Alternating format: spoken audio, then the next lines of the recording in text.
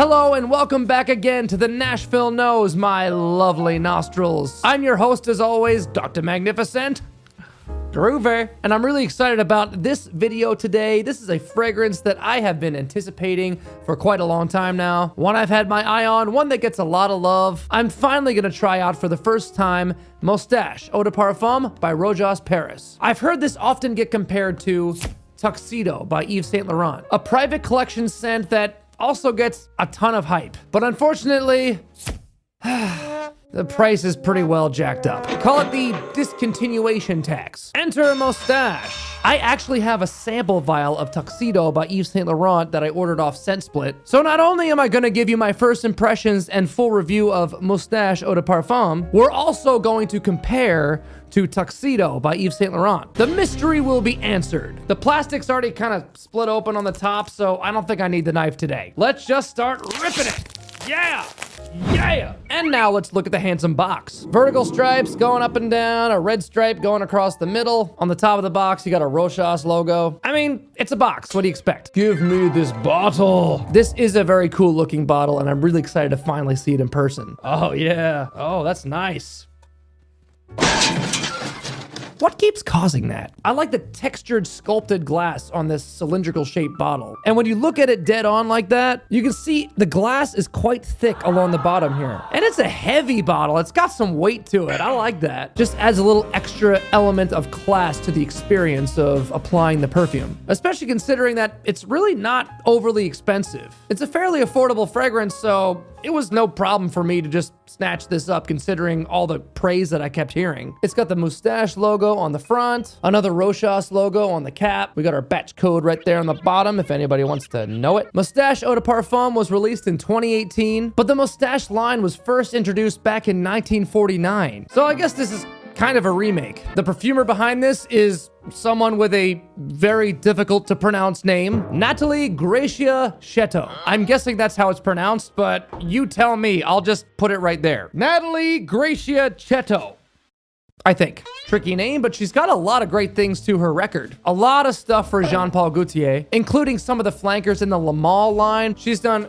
Le Male Le Parfum, Le Male in the Navy, Le Male Eau Fraiche Gaultier Airlines. No idea what that's about. Le Male Superman Eau Fraiche, Le Male Eau Fraiche Andre Edition, Le Male Popeye Eau Fraiche. My personal favorite, Le Male Pride Edition. I've never smelled it, but I love it. And she's also done the original Scandal by Jean-Paul Gaultier, which I haven't smelled on me yet, but I did smell it on a good friend of mine in England, and I was pretty impressed by how good it smelled and how strong it performed. So considering some of the bangers that Nathalie has produced and the Tuxedo comparison, I feel fairly confident that I'm really gonna like this one. So what do you say? Let's not waste any more time and test her out. Damn, I should have grown a mustache for this video. Oh well, hindsight 2020. It takes me about like 3 weeks to grow a mustache, so I'm not waiting that long. Sorry. Let's go.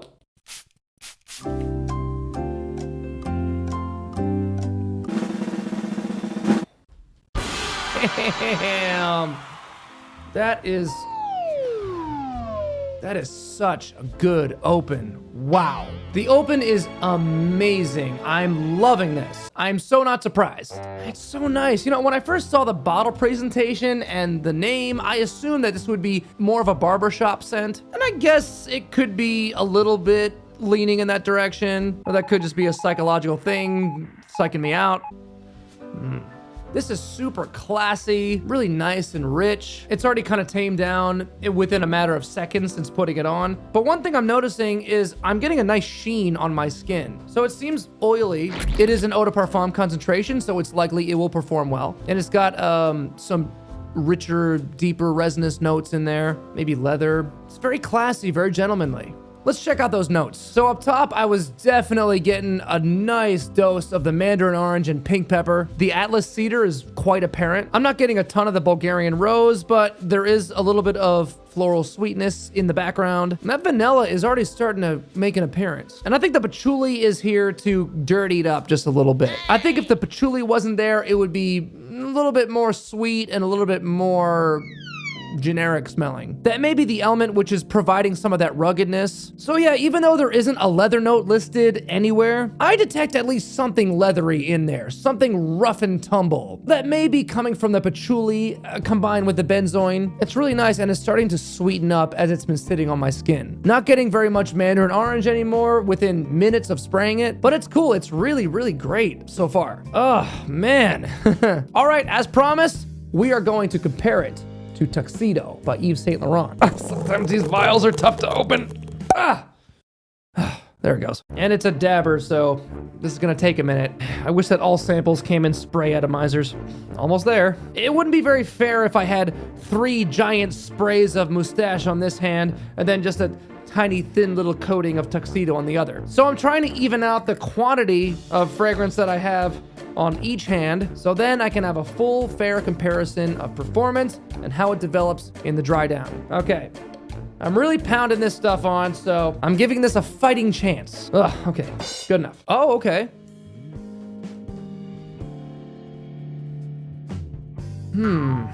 This is tricky.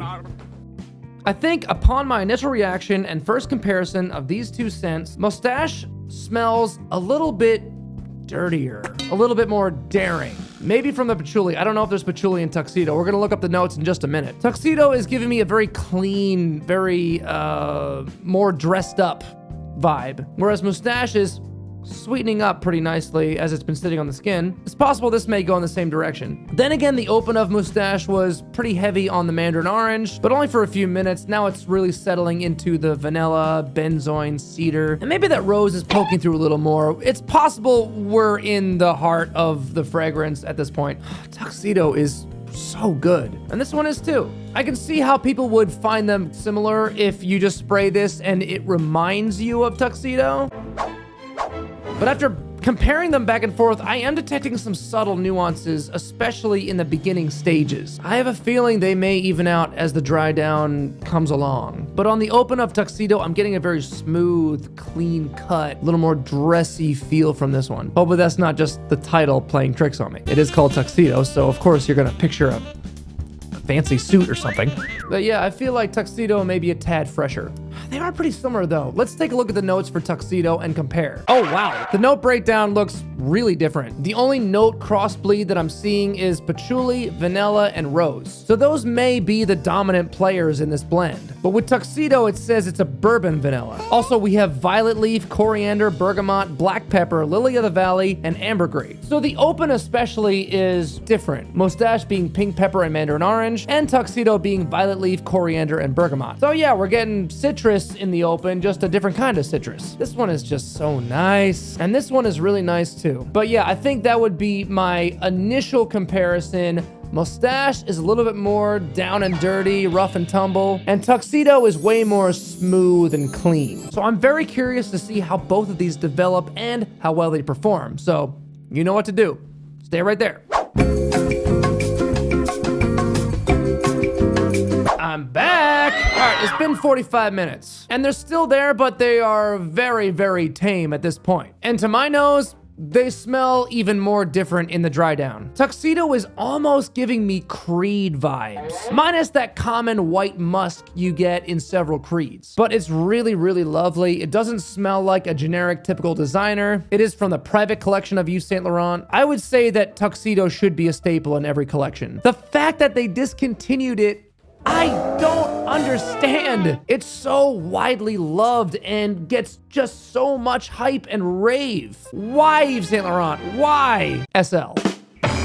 Yeah, that is just absolutely wonderful, but the performance is not ultra strong. It's all right though. I feel like Tuxedo would have been something absolutely worth getting while it was available and not completely jacked up on the price. Nowadays, considering the prices I've seen people asking for this stuff, if it was a complete total beast, I'd say go for it, save up the money and splurge on this thing because the scent profile is absolutely to die for. But I don't think it's worth some of the prices I'm seeing on eBay. I'm seeing some over 300 bucks. That's a bit absurd for this scent. Not saying it's super weak though, it is decent. Just not worth that discontinued fragrance, supply and demand, ultra jacked price tag.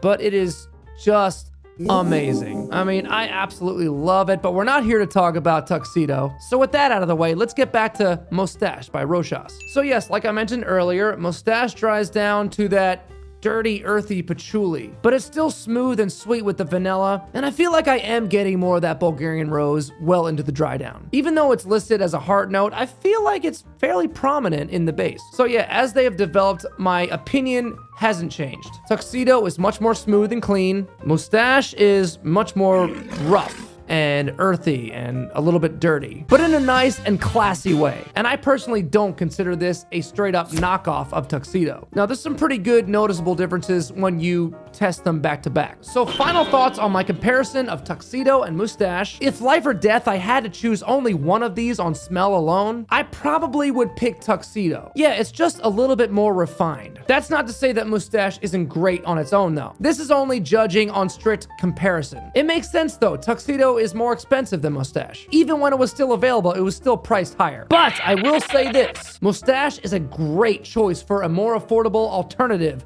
to Tuxedo. Even though they don't smell identical to each other, I get a similar energy, as if they could be in the same genre, with nuanced differences. And it still smells incredibly classy, even though it may not be as dressed up as Tuxedo. I mean, you can still dress this up, and you can dress it down. So on versatility, you might actually prefer something like this. Of course, Tuxedo is pretty versatile too, so maybe that whole point is null and void. I hereby declare our marriage null and void.